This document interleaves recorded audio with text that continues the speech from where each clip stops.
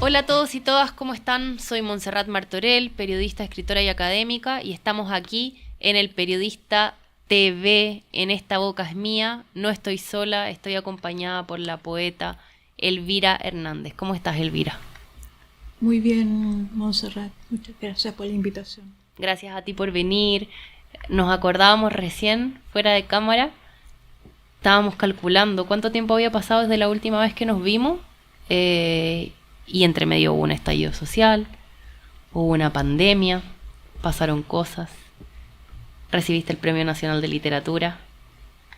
Sí, eso es como que han pasado varios siglos. Varias vidas. Sí, sí. Eh, ese, claro, es mucha historia eso, mucha historia. Y yo creo que no solamente individualmente no hemos reflexionado sobre ese tiempo, sino que como sociedad no lo hemos hecho, ¿no? La velocidad que se le ha imprimido a la vida ha hecho que no se reflexione sobre nada, sino que se viva de manera impresionista, de manera muy rápida. ¿Será que estamos muy encima todavía, que ha pasado muy poco tiempo? Bueno, es que después uno sume en el olvido y luego eso reaparece, ¿no? No es que el olvido es otra memoria, ¿no? Suele reaparecer con otras vestimentas después. El Sí. olvido está lleno de memoria. Elvira Hernández, que en realidad su nombre de bautizo es Rosa María Teresa Adriasola Olave. ¿Te resuena todavía o ya lo ves muy distante? ¿O Yo, alguien te dice Teresa? bueno, sí. Yo fui Teresa por mucho tiempo ¿Cuántos y he años? sido Rosa también y Rosa María y he estado en todos esos nombres, ¿no? Eh, bueno, eh, y Elvira no, no me causa extrañeza. No. ¿Y alguien alguna vez te ha pasado ahora caminar por la calle y que alguien te diga María Teresa? Bueno, sí, me dicen, porque en el momento en que he reaparecido, me he encontrado con compañeras de colegio y para mis compañeras de colegio soy María Teresa. ¿Te juntas con ellas? No, recién estoy volviendo a saber de ellas y espero encontrarme con ellas y con mi colegio, porque lo que uno es, eh, hay profesores que formaron parte de esa construcción, ¿no? Y en mi colegio, el Instituto Santa María, eh, eh, contribuyó a que yo sea la que soy. Elvira Hernández nació el 2 de julio de 1951, en Lebu. Poeta, ya lo dijimos, ensayista, crítica literaria. Ha publicado más de 20 libros. Mira, en verdad no los he ¿No contado, los has pero contado? he publicado una buena cantidad y no sé si soy crítica. ¿No? No, yo creo que la crítica tiene hoy día un lugar muy propio, eh, y yo no creo que esté ahí. Yo creo que sí, soy ensayista y soy comentarista, porque cada poeta, cada escritor en el fondo es un comentarista de la literatura en la cual está inserta y comentarista en verdad de lo que tiene alrededor. Totalmente. Quizá ustedes han leído Meditaciones físicas por un hombre que se fue, El orden de los días, Pena corporal, Pájaros desde mi ventana, que es un libro que a mí me gusta muchísimo. El año 2018 recibiste el Premio Iberoamericano de Poesía Pablo Neruda, el Premio Nacional de Poesía también Jorge Teillier, ambos por tu trayectoria literaria.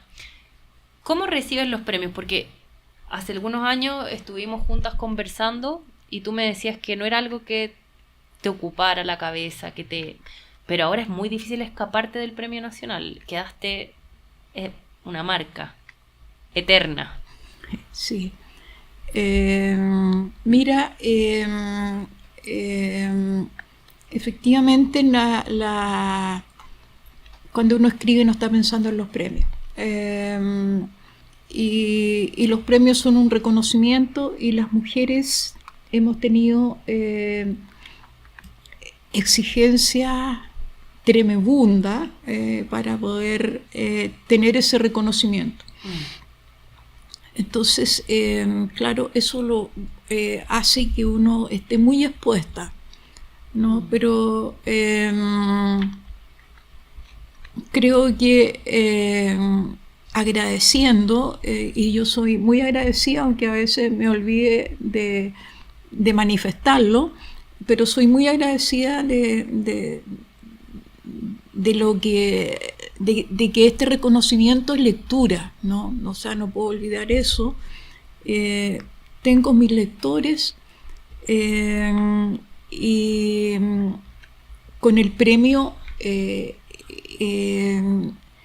he tenido conversaciones con otros lectores que yo no conocía. Eso es una gratificación. Y así que me he sentido muy acompañada, y también tengo el trabajo de volver al lugar solitario de la escritura. Donde necesitamos silencio. Exactamente, sí. Bueno, la literatura se alimenta de silencio por un lado, y por conversación por otro. La vida. Y por escucha, digamos. Sí. ¿Te ha costado defender ese silencio?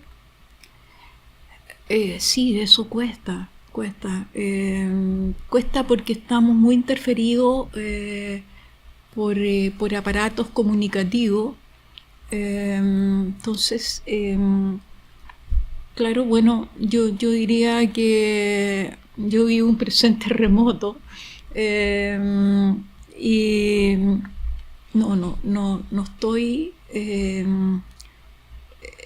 estando muy atenta, no estoy en ese presente veloz. ¿Te molesta? Me molesta mucho, sí. Es incómodo. Es incómodo porque la vida, que es un cambio permanente, necesita que tú puedas reflexionar sobre ella, o sea, no pasar por encima. Y qué desafío para las nuevas generaciones, ¿o no? Que nacieron con este tiempo veloz que no se acaba nunca, de la hiperconexión. Sí, bueno, ese es un mundo a explorar. Yo creo que hay que interrogarlo. No establecer esa zanja entre una generación y otra, y dejar que se alejen, porque la velocidad te aleja, ¿no? Entonces, no, yo creo que hay que encontrar una estación de detención para interrogar, para hablar sobre este impulso mundial, global, ¿no? que lleva esta manera de vivir. ¿Te preocupa el futuro? Bueno, yo tengo poco futuro, no se sabe. porque ya tengo mi tiempo, Eh, pero bueno, sí, porque hay una serie de gente que empieza su vida, digamos, son multitudes, ¿no? Espero que no sean serie, sino que puedan tener su vida propia. El Premio Nacional se entrega en Chile desde la década de los 40. Hasta antes de que te lo dieran a ti, solo 5 mujeres se lo habían ganado. Gabriela Mistral, Marta Brunet, Isabel Allende, Diamela El Tit, Marcela Paz. 5 con los dedos de esta mano. Y ahora tenemos que sumar aquí, sexta. ¿Fue algo que esperabas, te sorprendió, te conmovió? ¿Cómo lo viviste desde el lugar, desde la intimidad? No, mira, yo me habían postulado en otras ocasiones y yo siempre me hice una suerte de tratamiento zen para no entrar en, en ese tiempo de postulación, porque eso te quita autonomía y te pone en... puedes ganar o no puedes ganar, pero te interfiere demasiado. Entonces yo no... ahora estoy tratando de hacer el tratamiento contrario, de decir si soy un premio nacional y tengo que responder a ciertas cosas, digamos, como cumplir algo que yo había dicho, que los poetas tienen que llegar hasta el último lugar de su país, y creo que eso es algo que los premios nacionales les corresponde, digamos, ¿no? Llegar hasta el último lugar donde se los requiera y conocer su país, porque es lo único que interesa cuando uno va a otros lugares, que uno hable de la literatura de su país, de la vida de su país. ¿Tienes más compromiso desde que te ganaste el nacional? Mira, tengo invitaciones de pequeñas comunidades lectoras y eso me encanta que me ocurra. Y esos encuentros son muy ricos, ¿no? Y porque entonces sientes en ese momento también lo importante, no solo de la literatura, sino que del lenguaje, de la palabra, ¿no? Tan importante en horas definitorias para un país, ¿no? Entonces, sí, ese es un momento, te digo, muy rico en términos humanos. Elvira, bueno, tú naciste en Lebu. ¿Has vuelto a Lebu? Volví hace un año, un par de años. Estoy volviendo porque hasta hace muy poco tenía todavía pariente. Pero bueno, es mi cuna y para mí tiene una resonancia, ¿no? Espero seguir volviendo. Hay en Lebu hay jóvenes que están trabajando, jóvenes escritores, y sí, reunirme con ellos será estaría pendiente. Bueno, empezaste a escribir poesía siendo muy niña. ¿Qué edad tenías cuando escribiste tu primera poesía? Era adolescente, 13 años, sí. ¿Y de dónde vino ese llamado, esa inquietud, esa escritura? Bueno, yo creo que la poesía en el ser humano está instalado desde la niñez, ¿no? Y no nos olvidemos que los poetas defienden el país de la infancia, porque es ese lugar, ¿no? El lugar del niño es importantísimo para el desarrollo de la humanidad, ¿no? Por algo nos estremecemos cuando sabemos del Sename y sabemos de los niños en la calle, ¿no? Cuando se juntan niños y vulnerabilidad, esa otra palabra, es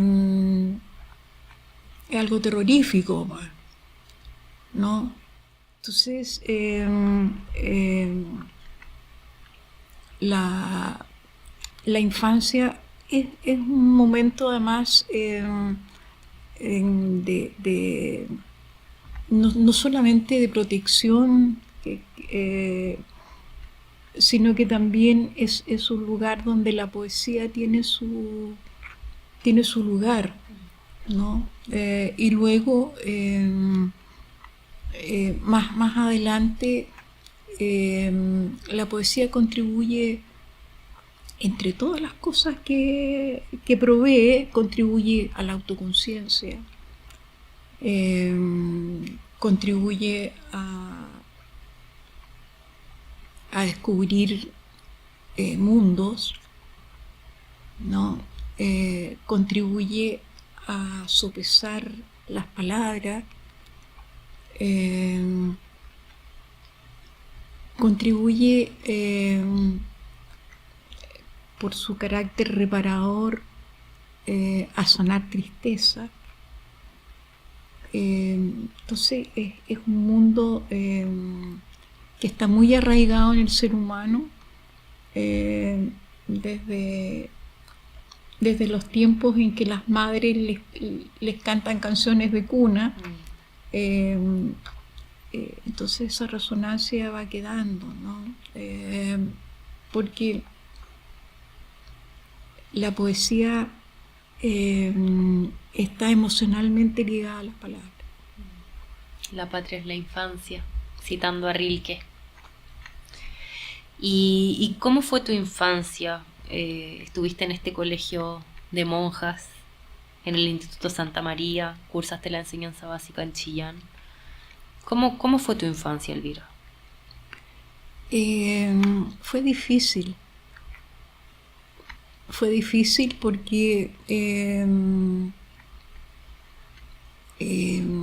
yo tuve percepciones muy, yo diría, muy violentas, ¿no? Por un lado, tenía como una protección familiar con mis tías, mis abuelas, mi papá, y luego yo quedaba a merced de un mundo que no lograba entender. Esa contraposición, mientras mis papás trabajaban, a mí me cuidaba una nana y la nana me llevaba a su casa y yo veía una realidad muy diferente, y eso me agobió desde niña, o sea, y entonces esa fisura, esa separación de mundo fue algo que yo fui descubriendo cada vez en mayor proporción, y eso hizo que yo tuviera una infancia difícil porque no lograba entender eso. Y yo diría que descubrí a una edad que no quisiera haber descubierto esa cosa tan difícil que es el ser humano. Como una caída de mundo tuviste. Sí. no, no, yo creo que en ese momento busqué encontrarle sentido a las cosas sin encontrársela, ¿no? Sí, ha sido difícil. Sí. Y luego, en 1969, entraste a filosofía en el Instituto Pedagógico de la Universidad de Chile. Ahí estudiaste 4 años, hasta 1973. Sí. Año del golpe de Estado. ¿Qué recuerdo, qué se te viene a la cabeza cuando yo te hablo de esto? Cuando te digo, y luego estudiaste literatura en el Departamento de Estudios Humanísticos, era profesor Enrique Lin, era profesor Nicanor Parra. Ahí también estuviste con Raúl Zurita, que estuvo aquí hace poco sentado en la misma silla que tú, hace algunos días. Son estas imágenes que vienen. Sí, bueno, eso, o sea, ese fue un periodo muy... o sea, yo creo que las vidas atraviesan oleadas históricas, culturales, porque en esa, si pensamos en un momento en que yo salgo del colegio, en ese tiempo aparecen la cultura hippie, ¿no? Que empapa muchas de nuestras costumbres. Yo no fui hippie, ¿no? Logré entender ese mundo que buscaba una libertad plena, pero yo no fui hippie, ¿no? Y también pensaba en la libertad, pero pensaba en otra dirección.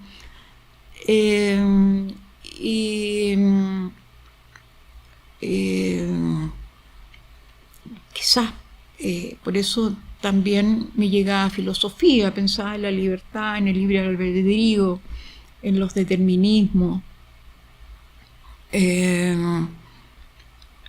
Y luego esa contraposición de mundo que vi en mi niñez se manifestó en la época de la Unidad Popular. Entonces, uno en su vida va atando muchos cabos, ¿no? Y va desatando otros, porque en la medida en que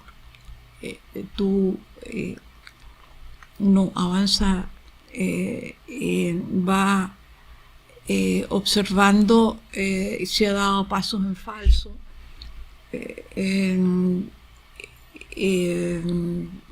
va corrigiendo, el ser humano parece que corrige siempre, y va ahondando en este misterio de la vida, ¿no? Y entonces, claro, bueno, llegar al Departamento de Estudios Humanísticos en un momento crítico también, que fue el momento de la dictadura, ¿no? Donde ya no tenemos ninguna libertad, a pesar de que se dice que el golpe de Estado se dio porque la libertad estaba amenazada. Y bueno, la libertad estaba amenazada, se dio el golpe de Estado y estuvimos 17 años sin libertad. Entonces, hasta que logramos recuperar aquello, ¿no? Y entonces, bueno, en ese periodo en que tenemos censura de palabras, no hay libertades individuales de reunión ni nada, creo que fue realmente importante para mi vida haber logrado estar en el Departamento de Estudios Humanísticos, ¿no? Y rodeada de cabezas pensantes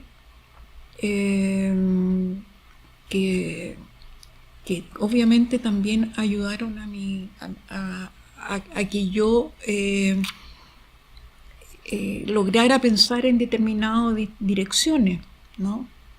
¿Quiénes fueron importantes para ti en esa época?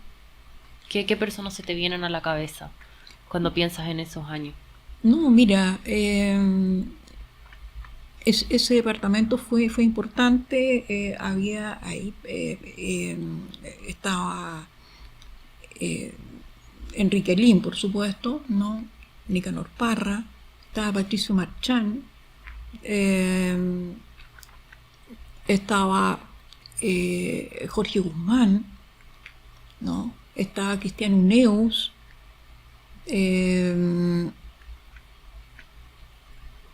y bueno, era un grupo. Está Marco García de la Huerta también, ¿no? Era un grupo importante, ¿no? Álvaro Jara en historia también llegaba allá, ¿no? Entonces, ese fue un lugar donde pudimos sopesar el tiempo que vivíamos, ¿no?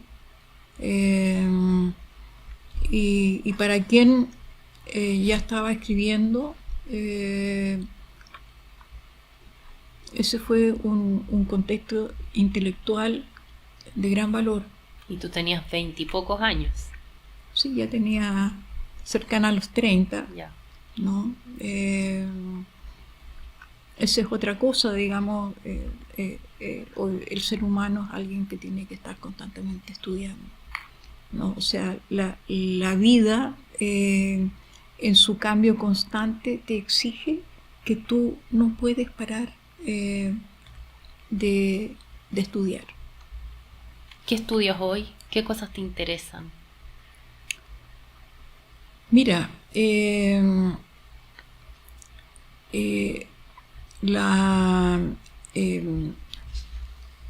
la vida se ha hecho cada vez más especialista y eso hace que la especialidad a ti te aleje prácticamente de todo, ¿no? Te ponga, te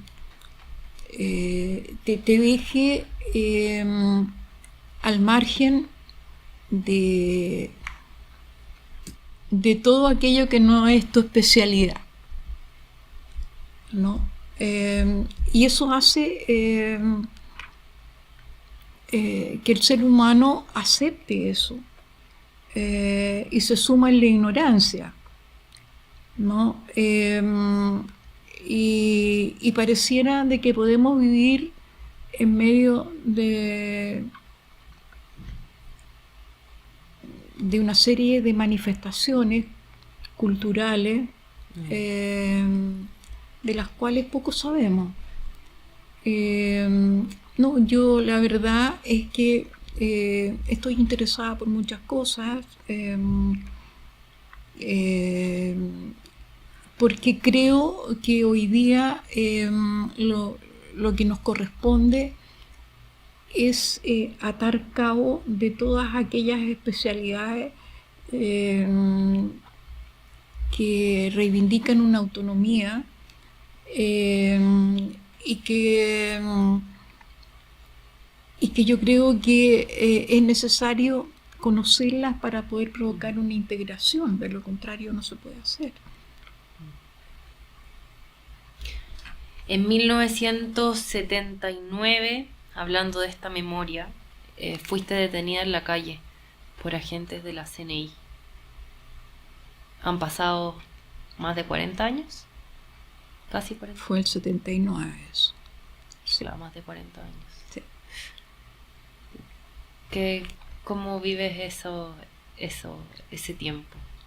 Ahora en el 2025, ¿con qué ojos miras eso?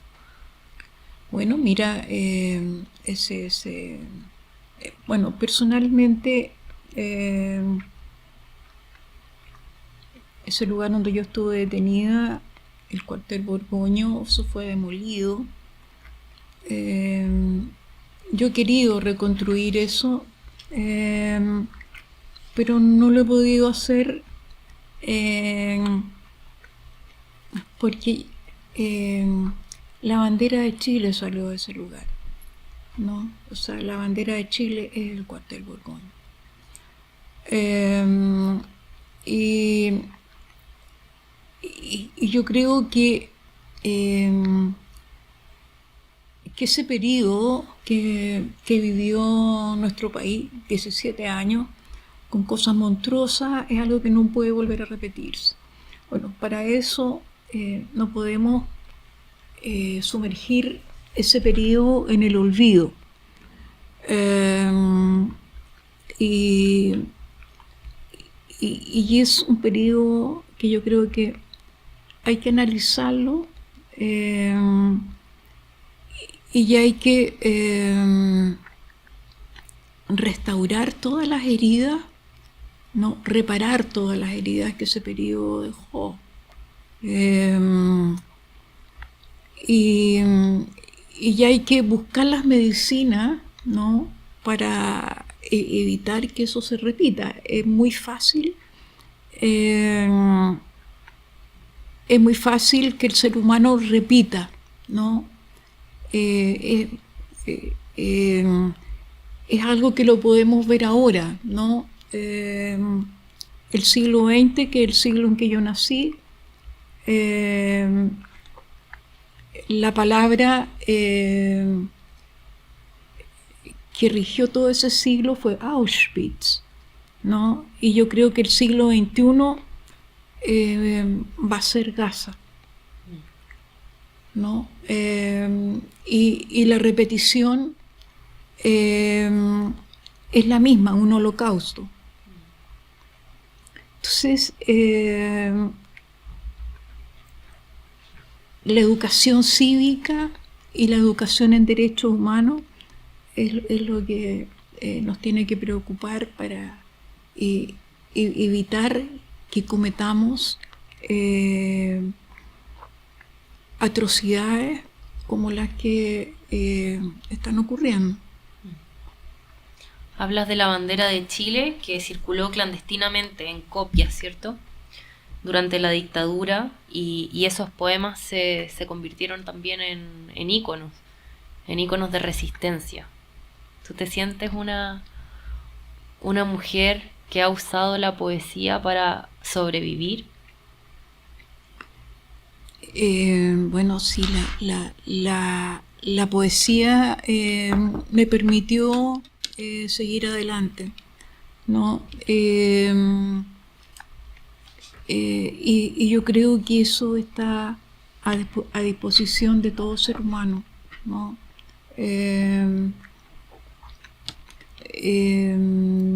Por eso cuán importante es esa tradición nuestra, porque nosotros somos un país con una gran tradición poética. Tremendo.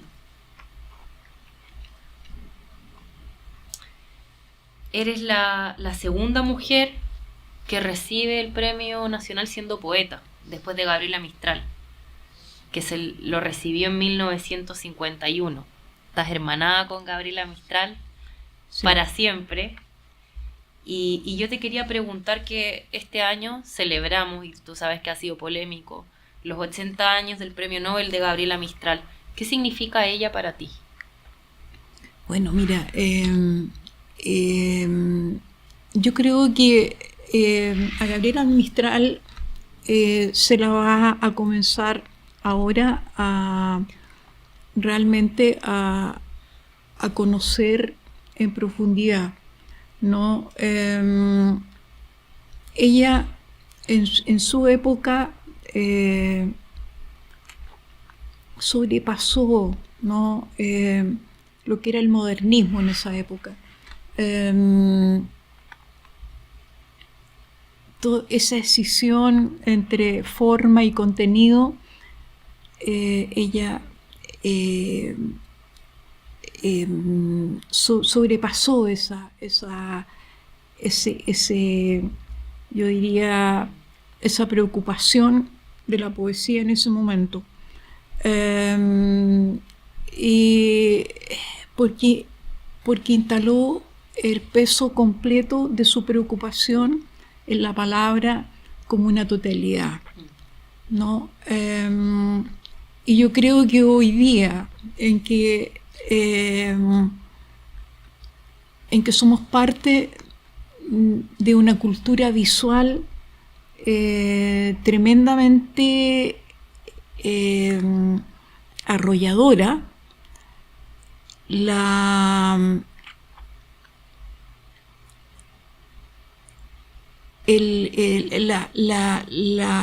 rememoración, ¿no?, de lo que ha sido el caminar poético de Gabriela Mistral, su trabajo literario, no solamente a nivel de la poesía, sino que a nivel del ensayo, su prosa, va a marcar una tonalidad diferente en el examen que vamos a hacer de ella, porque justamente nos vamos a tener que preguntar por la palabra en un momento en que, como te decía, esta cultura visual ha relegado a la palabra, ¿no?, dejándola en una situación de debilidad. ¿Qué te pasa con la inteligencia artificial? Bueno, la inteligencia artificial puede servir para muchas cosas, digamos, pero no es competencia del arte eso, ¿no? Entendiendo el arte como un momento de transformación del ser humano y de comprensión de sí mismo. Ahí la inteligencia artificial no tiene nada que hacer, digamos,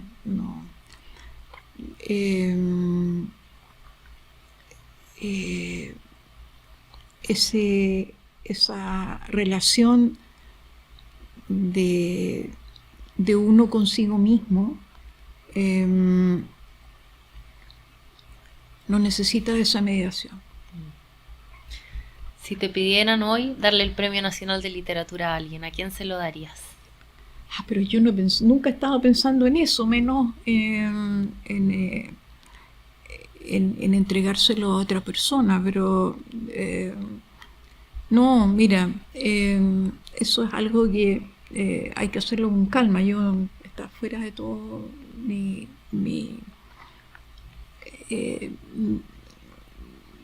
de mi preocupación actual. No me sorprende, digamos, tu pregunta. En verdad no sé qué responderte. No. ¿Pero hay algún escritor o escritora chilena vivo actualmente que tú le sigas la pista, que a ti te interese, que tú consideres que está haciendo una obra importante? Mira,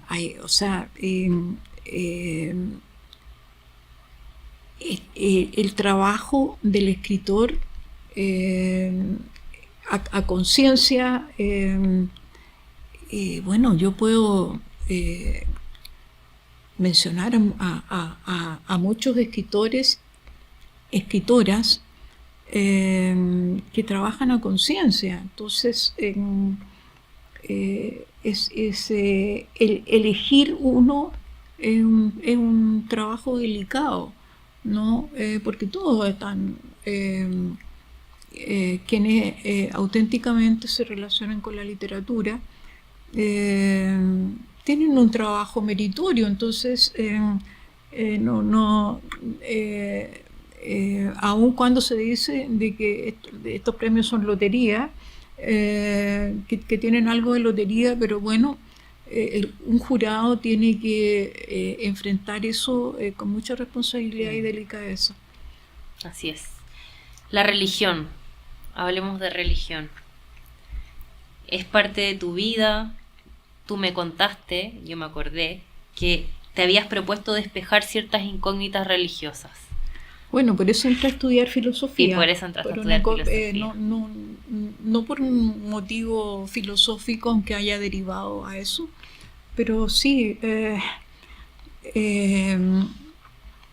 yo no porque habiendo estudiado en un colegio católico, no fui católica, ¿no? Busqué efectivamente a través de vinculaciones de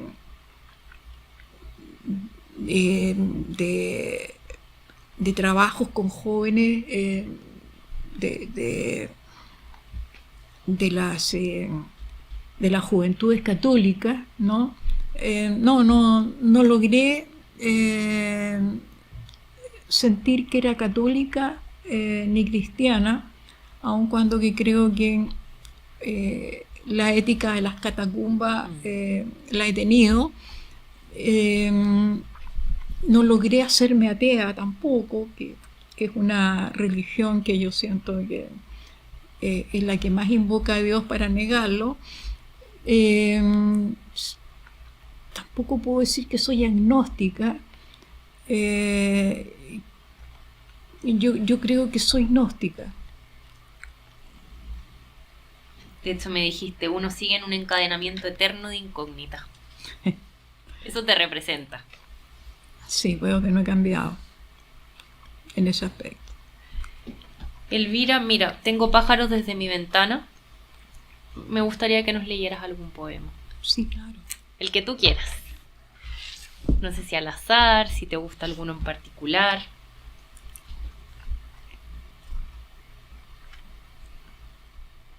Placer. Es un placer inmenso la contemplación de una jaula vacía.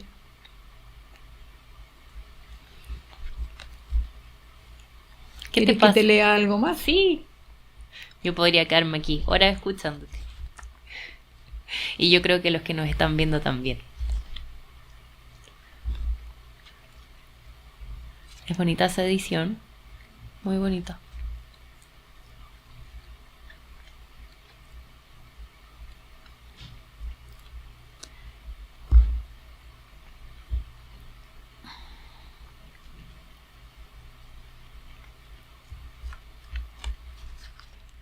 Noticias. Avecillas silvestres. ¿Han escuchado noticias? Se habla de migraciones y las voces aconsejan hacerlo con piel de gallina. Avecitas silvestres, no son años durados. Los humedales no solo fueron borrados de los mapas. Avecindadas aves bienvenidas. Entreguen su óvulo. Un traguito de agua para ustedes, caro manjar, y sigan su viaje. No por nada, queridas aladas, les pido que se alejen. No hay cielos abiertos. Todo se parcela y están cruzando por mi punto de mira. Sí, este es un poema que está dedicado para Draupadi de Mora, Martín Cinzano y Manuel Illano. Gracias, Elvira. Te queremos agradecer por habernos acompañado hoy en esta conversación. Hay muchas cosas que me gustaría seguir preguntándote. Sé que van a haber otras oportunidades. Y gracias por estar aquí. No, encantada. Elvira Hernández aquí en El Periodista TV. Muchas gracias a ustedes por acompañarnos en un nuevo capítulo de Esta Boca es Mía. Nos vemos la próxima semana.